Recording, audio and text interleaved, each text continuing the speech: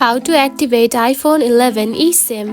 If you have been using the iPhone 11 and wondering on how to activate or add the eSIM on it, don't worry. In this video, I will show you how to do it. So let's get started. First of all, find the setting application on your mobile phone.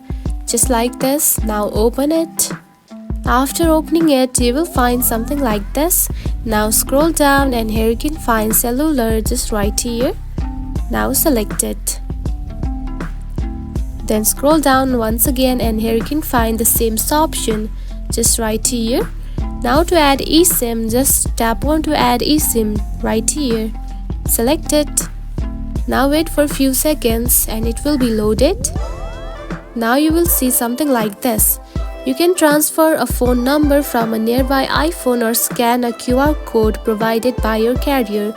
So, to activate the eSIM on it, you need to go find a SIM card provider company and from there they will simply activate your eSIM, and by doing the procedures and you will get the eSIM for your iPhone 11.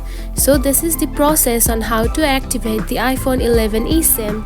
If you found this video helpful, don't forget to like and subscribe for more tips. Thanks for watching.